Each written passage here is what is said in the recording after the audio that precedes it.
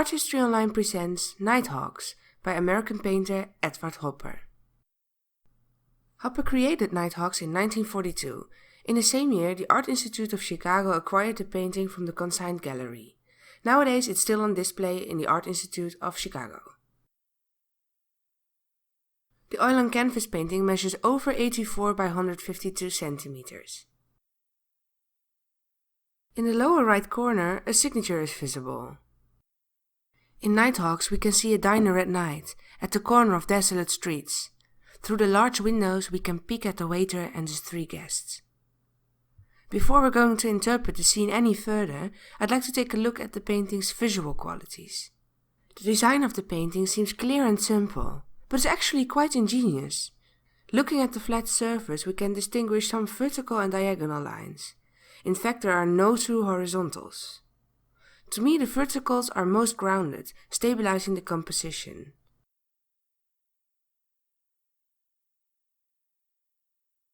Especially this bundle of vertical lines. And we can definitely distinguish some strong diagonals.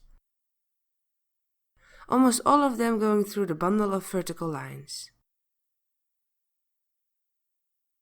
Now that we've drawn all these diagonal lines, we can notice that they seem to come together somewhere on the left, outside the frame. This point is the vanishing point for the linear perspective. Only 2 diagonals move in a different direction. These are marked with blue lines. These mark the finite space within the diner, as the continuous lines hint at the space outside the diner and outside the frame. The composition is a very important element for defining space in this picture.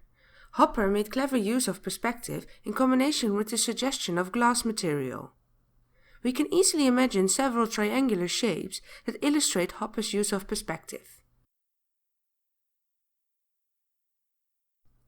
This use of perspective and the suggestion of glass allowed Hopper to paint the scene from so many angles. We can see space in front of the diner, above the diner, inside the diner, but also in the street behind the diner. Besides the suggested space within the painting, there's also suggested space outside the frame, created by the cut-off view of the diner and the street. If we take a look at the ordonnance at street level, we can divide the picture in 3 planes. First the diner, next the block of buildings, and the street surrounding the diner. Yet within the diner, there's a whole new set of picture planes. First the guy before the counter, then the counter itself, next the waiter, and another man and woman, the coffee containers, and the back part of the counter. Next we can see a door, probably to another room, perhaps a toilet or a kitchen, and the wall. There's also another window, allowing us to look at the building and street behind the diner. The eye of the viewer is drawn to the right side of the painting. Not only the lines of the composition direct our eye to the inside of the diner, also the bright yellow wall on the right emphasizes this part of the picture. Besides, did you notice that inside the diner Hopper applied more details, as for outside the diner less detailing is visible? To me, this is suggesting that the diner should be in the center of our visual field, as it is most focused, whereas the street is on the outside of our range of view, as it is less sharp. Hopper worked in a realistic style, but if we look at the detail of the painting, we can see he used a rather loose brushstroke and applied relatively little detailing. It is safe to say that forming his own style, Hopper was influenced by Impressionism, as his teachers in the New York School of Art and Design embraced Impressionism. Though Hopper's process of making a painting wasn't as spontaneous. Before starting on the canvas, he made numerous sketches to study the composition and the figures and objects. For Nighthawks, Hopper used a rather dark yet bright palette. The most dominant colors are a brownish red, a jade green, and a bright yellow. These colors appear in different shades as a result of Hopper's use of lighting. Inside the diner they are brighter, outside the colors are darker. We can't see the actual light source, yet it seems like there are several large artificial lights inside the diner, and some of this interior light spills out through the window onto the sidewalk. Hopper used the expressive possibilities of light and shadows, creating simplified shapes. like the spikes projected on the pavement. Inside the diner, there's not one clear shadow side. Multiple shadows are cast, which indicates that the light comes from different sources from several directions. This contrast in bright and dark colors, in lighting and shading, draws our eye to the scene inside the diner. Like we are a passerby, walking the street at night, caught by the brightly lit diner. The interior light creates some reflections in several objects, for example the coffee tanks, the salt and pepper shakers, and napkin containers. Hopper made no effort to indicate the glass material in the window closest to us. It just as well seems like there is no glass. In most of his paintings, Hopper didn't paint the glass itself, but in Nighthawks he did, at least in the curved window and the window furthest away from us.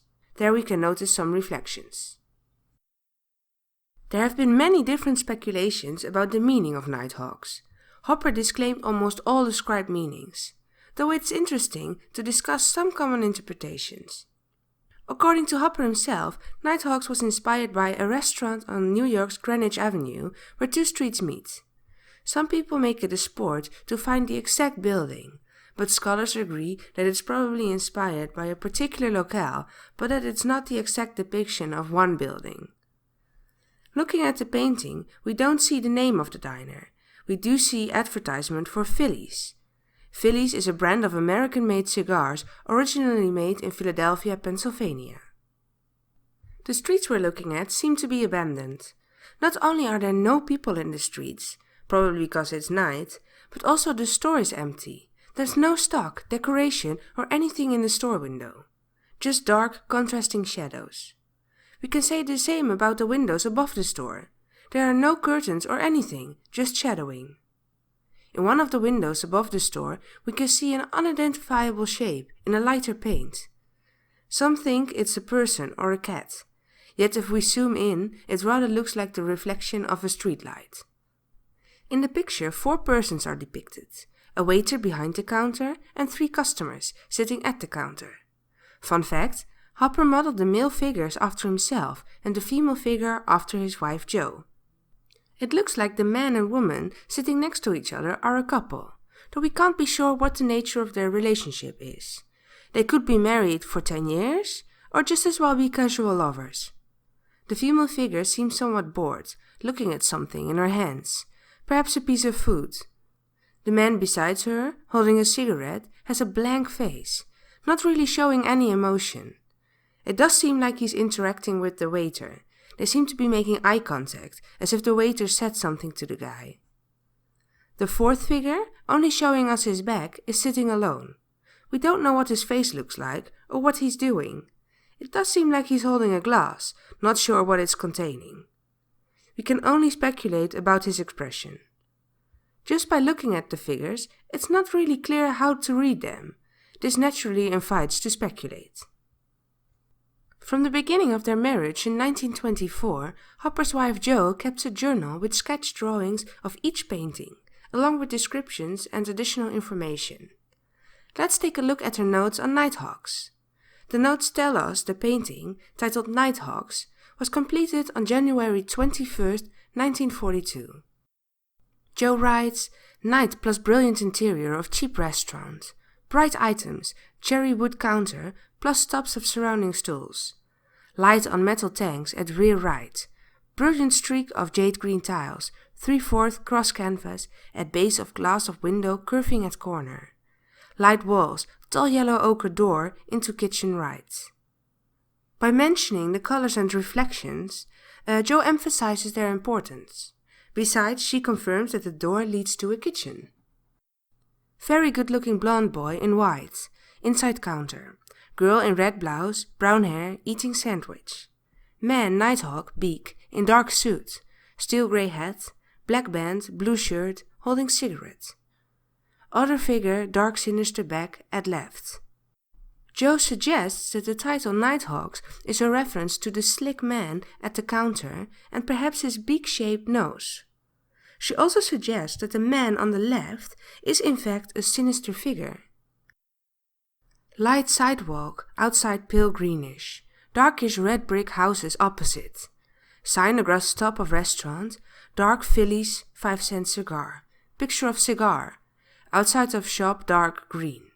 Note, bit of bright ceiling inside shop against dark of outside street at edge of stretch of top of window. This description indicates the importance of the contrasting lighting and shading in this picture.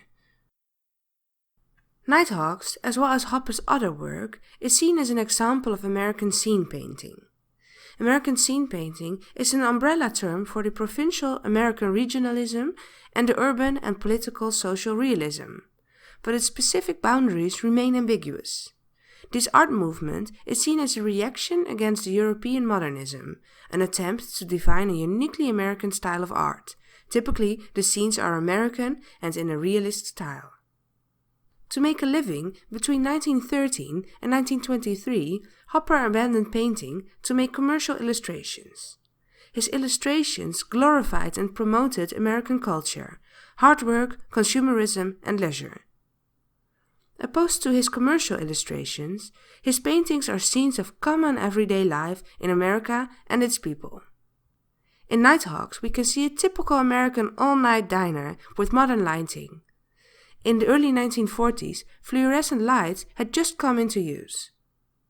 Hopper distinguishes himself from contemporaries because his work has an extra psychological layer, allegedly a sense of isolation and loneliness. A mood of loneliness and desolation is expressed by the empty street and the anonymous, non-communicating figures, also described as night owls, as separate and remote from us as they are from each other. We are drawn to the light, but shut out from the scene by the invisible glass. There is no possibility for the passerby to join the scene. There is no entrance. We are destined to gaze upon the mysterious, intriguing scene as a voyeur. Many viewers interpret the picture as an example of urban alienation. In a modern city, many people are together but alone. Hopper denied that he intended human isolation and urban emptiness as a central theme, but he said it is possible that in Nighthawks he, unconsciously probably, he was painting the loneliness of a large city. The grave and serious mood might be influenced by the context of his time. Scholars agree that Hopper probably was affected by economic and political events, in particular the aftermath of the Great Depression and the Second World War. The Great Depression was a severe worldwide economic depression that took place during the 1930s, but the negative effects of the Great Depression lasted until the beginning of World War II. On the 7th of December 1941, a little over a month before finishing Nighthawks, Pearl Harbor was attacked by the Japanese Imperial General Headquarters. But as I said before, Hopper disclaimed almost all ascribed meanings. He said, "I don't think I ever tried to paint the American scene. I'm trying to paint myself." His friend, Bryant O'Doherty, said Hopper was always turning his eye inward, that his work is about his personal self-discovery of the ever-changing self. Nighthawks is often described as cinematic. Allegedly, Hopper was influenced by classic American narrative cinema, and, in particular, Ernest Hemingway's short story, The Killers. According to biographer Gil Levin, Hopper liked the story, upon reading it in Scribner's March 1927 issue, so much that he wrote a letter to the editor. The story itself, and one of the illustrations printed with it, has some similarities with Nighthawks.